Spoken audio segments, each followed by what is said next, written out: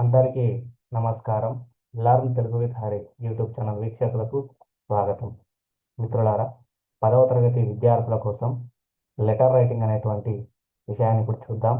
ముఖ్యమైనటువంటి కొన్ని మోడల్స్ని ఇప్పుడు కవర్ చేద్దాం. ఇది ఈనాడు సంచికలో ఉన్నటువంటి లేఖా రచన సంబంధించినటువంటి వివరణ. ఇప్పుడు ముందుగా లేఖా రచన. లేఖలో విషయం స్పష్టంగా, సంక్షిప్తంగా, సూటిగా ఉండాలి. లేఖన చిహ్నాలు, సంబోధన, ముగింపు, చిరునామాలకు ప్రాధాన్యం ఉంటుంది. వాడుక భాషలో సహజత్వం ఉట్టిపడేలా రాయాలి. ఊరు పేరు రాయకుండా గుర్తులతో సూచించడం మేలు. ఓకే, చూడండి మిత్రులారా, మీ ప్రాంతంలోని రోడ్ల దుస్థితిని వివరిస్తూ ఏదైనా ఒక పత్రికా సంపాదకుడికి ఒక లేఖ రాయండి అనే ప్రశ్న వస్తే ముందుగా మనకు కుడివైపున మనం రాస్తుంటే కుడివైపు భాగంలో స్థలం అని పెట్టి మీ ప్రాంతం పేరు రాయాలి. తర్వాత కామా అనేది రాయాలి. దాని కింద తేదీ, ఏ రోజైతే మీరు లేఖ రాస్తున్నారో ఆ రోజు తేదీ ఈ విధంగా రాయాలి.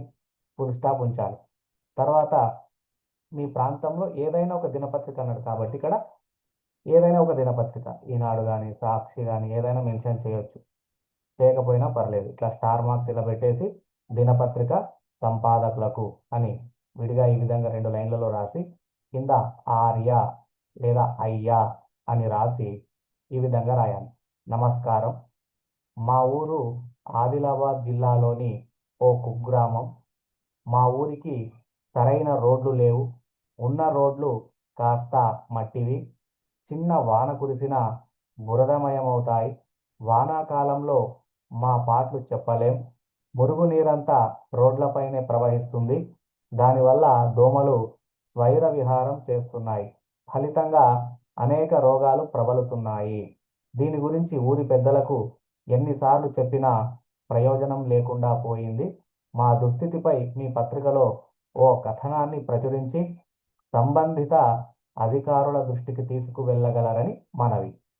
ఇట్లు అని రాసి మీ విధేయుడు, కామా, ఇక్కడ పేరు రాయొచ్చు, రాయకపోవచ్చు. ఓకే, ఈ విధంగా స్టార్ మార్క్స్ కానీ ఎక్స్ కానీ ఇలా ఉంచండి. తర్వాత ఫుల్ స్టాప్ ఉంచితే సరిపోతుంది. మనకు ఎడమ వైపు భాగంలో చిరునామా రాయాలి. పత్రికా సంపాదకులకు రాస్తున్నాం కాబట్టి పత్రికా సంపాదకులు, కామా, ఏ దినపత్రిక ఏదైతే మనం అనుకున్నామో ఆ దినపత్రిక పేరు రాయొచ్చు, రాయకపోవచ్చు. స్టార్ మార్క్ పెట్టి దినపత్రిక, comma, Somajiguda, comma, Hyderabad, full stop. Pin code కూడా మనం రాయొచ్చు. ఇది మొదటి లేఖ. రెండో చూడండి, తీవ్రవాదం గురించి మీ మిత్రుడికి ఒక లేఖ రాయండి. చూడండి, స్థలం అని పెట్టి ఈ విధంగా రాయాలి. కామా, తేదీ సేమ్ ఇంతకుముందు చెప్పినట్లే ఏ రోజైతే మీరు లేఖ రాస్తున్నారో ఆ రోజు తేదీ వేయండి. Full stop.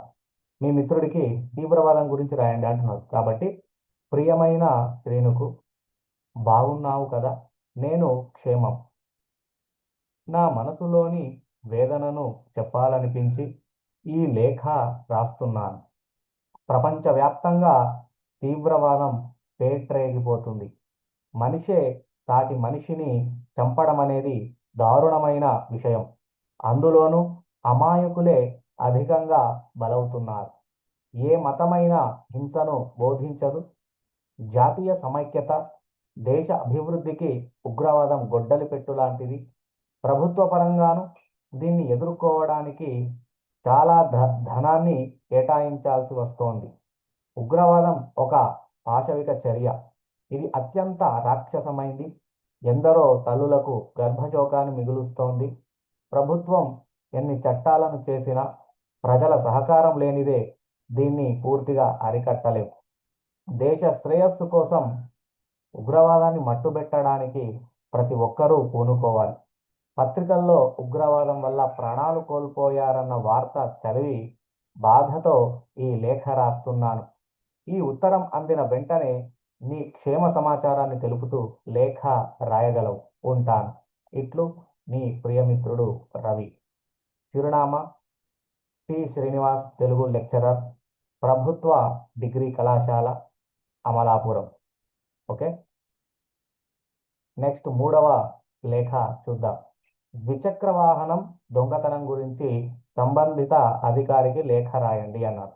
స్థలం మనం ఎక్కడి నుంచి ఏ ప్రాంతం నుంచి రాస్తున్నామో ఆ ప్రాంతం పేరు, తేదీ ఏ రోజైతే రాయాలనుకుంటున్నామో ఆ రోజు తేదీ రాస్తే సరిపోతుంది, ఫుల్ స్టాప్. ఎస్ఐ గారికి ద్విచక్ర వాహన దొంగతనం కాబట్టి పోలీస్ వాళ్ళకి కంప్లైంట్ చేయాలి కాబట్టి ఎస్ఐ గారికి, one town police station, Warangal, full stop. విషయం ఏమిటి? ద్విచక్ర వాహనం దొంగతనం గురించి. ఆర్య, నిన్న రాత్రి నేను ఆఫీసు నుంచి వచ్చిన తర్వాత నా ద్విచక్ర వాహనాన్ని రోజులానే నా ఇంటి ముందు పార్కు చేసి తాళం వేశాను. పొద్దున లేచి చూసేసరికి అది కనిపించలేదు. చుట్టుపక్కల వెతికినా లాభం లేకుండా పోయింది. ఎవరో దాన్ని పక్కా ప్రణాళికతోనే దొంగతనం చేశారని భావిస్తున్నాను. నా వాహనానికి సంబంధించిన వివరాలు కింద పేర్కొన్నాను.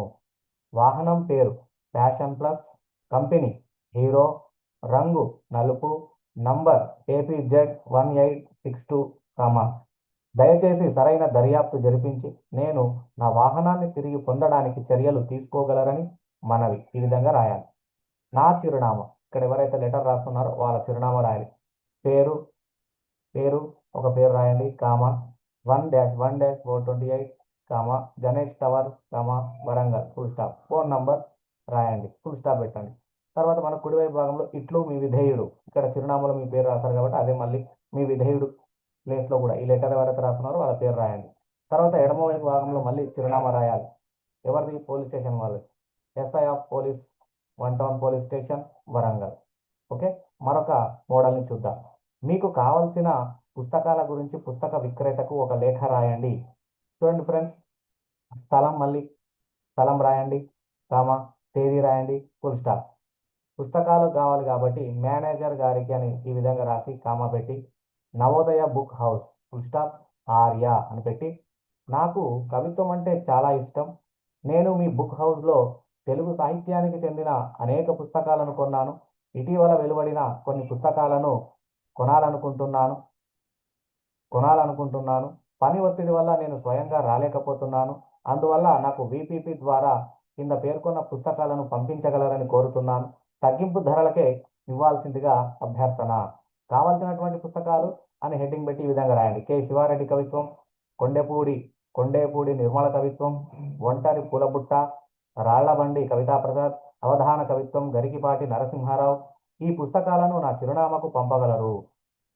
నా చిరునామా అని పెట్టి ఎడమవైపు భాగంలో పేరు, ఆంధ్ర బ్యాంక్ మేనేజర్, రిటైర్డ్, పెద్ద వీధి, ఏ ప్రాంతం ఆ ప్రాంతం పేరు రాసి పిన్ కోడ్ 533202 అని.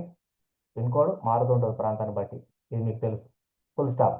ఇట్లు మీ విధేయుడు అని రాసి మళ్ళీ కుడివైపులో మీ పేరు రాస్తే సరిపోతుంది. తర్వాత చిరునామా, మేనేజర్ ఆ బుక్ హౌస్ వాళ్ళ డీటెయిల్స్ రాయాలి కాబట్టి చిరునామా manager, Navodaya book house, Kachiguda చౌరస్తా, హైదరాబాద్ 20. ఓకే, ఇది ఫ్రెండ్స్. చివరి మోడల్, ఇటీవల మీరు సందర్శించిన ప్రదేశం గురించి వివరిస్తూ మీ తండ్రికి ఒక లేఖ రాయండి. ఇది ఇంపార్టెంట్ మోడల్గా కూడా చెప్పుకోవచ్చు. ఇలాంటివి పరీక్షల్లో అడుగుతుంటాం. ఈ 5 మోడల్ కూడా అన్ని కంప్లీట్గా నేర్చుకోండి ఫ్రెండ్స్. స్థలం, తేదీ, ఫుల్ స్టాప్, తేదీ రాసి ఫుల్ స్టాప్ పెట్టండి. మన నాన్నకు రాయమన్నారు కాబట్టి పూజ్యులైన నాన్నకు నమస్కరిస్తూ అనే విధంగా రాసి సంబోధన. ఇక్కడ నేను క్షేమంగానే ఉన్నాను, మీరందరూ క్షేమమని తలుస్తున్నాను. నేను ఇటీవల మా తరగతి విద్యార్థులతో కలిసి విహారయాత్రకు వెళ్ళాను. దీంట్లో భాగంగా ఆగ్రా వెళ్ళి వచ్చాం. తాజ్మహల్ గురించి పుస్తకాల్లో చదవడమే కానీ ఇప్పటి వరకు ప్రత్యక్షంగా చూడలేదు. ఆ కోరిక ఇప్పటికి తీరింది. తాజ్మహల్ నిజంగా ఓ గొప్ప కళాఖండం. చలువరాతితో అపూర్వమైన నిర్మాణ కౌశల్యంతో యమునా నదీ తీరంలో ఉన్న తాజ్మహల్ను ఎంతసేపు చూసినా ఇంకా చూడాలనిపిస్తుంది. ప్రపంచంలో దీన్ని 7వ వింతగా గుర్తించారు. దీన్ని షాజహాన్ అనే చక్రవర్తి తన భార్య ముంతాజ్పై ఉన్న ప్రేమకు చిహ్నంగా నిర్మించారని తెలిసింది. మన దేశ శిల్ప వైభవానికి తాజ్మహల్ ఓ నిలువెత్తు నిదర్శనం. జాషువా లాంటి ఎందరో కవులకు ఇది వస్తువైంది. మా తెలుగు అధ్యాపకులు పేర్కొన్న విధంగా తాజ్మహల్ భరతమాత జడలో ఓ పుష్పం అనడం నమస్కారం తెలియజేయండి. చెల్లెలు బాగా చదువుతోందని భావిస్తున్నాను. ఇట్లు మీ కుమారుడు అని పెట్టి మీ పేరు రాయండి, ఫుల్ స్టాప్. చిరునామాలో మీ నాన్నగారి మీ అడ్రస్ రాస్తే సరిపోతుంది. డి రామారావు, ఆయుర్వేద వైద్యులు, చల్లావారి వీధి, అమలాపురం, పిన్ కోడ్ 533201. ఈ విధంగా లేఖారచన అనేటువంటిది రాయండి friends. All the best Telangana మరియు ఆంధ్రప్రదేశ్ విద్యార్థులందరికీ, 10వ తరగతి విద్యార్థులందరికీ కూడా ఆల్ ద బెస్ట్. మంచి ఎగ్జామ్స్ రాయండి, మంచి మార్కులతో పాస్ అవ్వండి. God bless you all. ఈ వీడియో మీకు నచ్చితే తప్పకుండా లైక్ చేయండి, షేర్ చేయండి, ఛానల్ సబ్స్క్రైబ్ చేసుకోండి. Thank you very much.